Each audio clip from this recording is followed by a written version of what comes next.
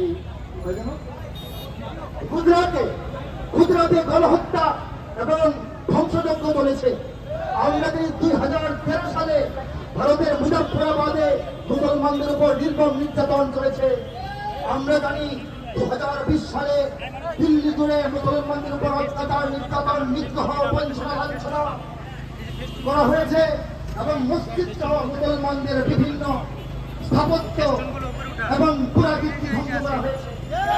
সর্বশেষ বর্তমান সময়ে ভারতের পার্লামেন্টে ভারতব্যাপী প্রায় 40 লক্ষ একরের মতো মুসলিম সম্পত্তি জব্দ করার জন্য, এইগুলিকে আত্মসাৎ করার জন্য ওয়াকফ আইন সংশোধন বিল পাস করা হয়েছে।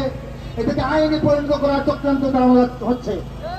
আমরা চাই এই ওয়াকফ আইন বিল শুধুমাত্র স্থগিত নয়, এটাকে বাতিল করতে হবে। আমরা চাই ভারতের অযোধ্যায় ঐতিহাসিক বাবরি মসজিদ আবারও পুনর্নির্মাণ করে দিতে হবে। আমরা চাই ভারতব্যাপী মুসলমানদের সমস্ত অধিকার, নাগরিক অধিকার, রাজনৈতিক অধিকার, সামাজিক অধিকার, সাংস্কৃতিক অধিকার, ধর্মীয় নিরাপত্তা, নিজ নিজ ধর্ম পালনের সম্পূর্ণ নিরাপত্তা নিশ্চিত করতে হবে। ধর্মান্ধ, উগ্রবাদী, সন্ত্রাসবাদীদের এই সব আচরণের বিরুদ্ধে আমাদের সুস্পষ্ট অবস্থান।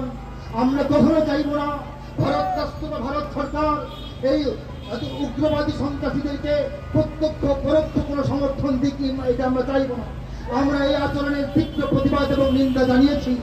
আমরা আমাদের আজকের এই কর্মসূচি, অনবদ্য কর্মসূচি, অভূতপূর্ব কর্মসূচি, সঙ্গীত যাত্রা, প্রতিবাদের ভাষায় সংমার্চ নিয়ে এগিয়ে যাচ্ছি।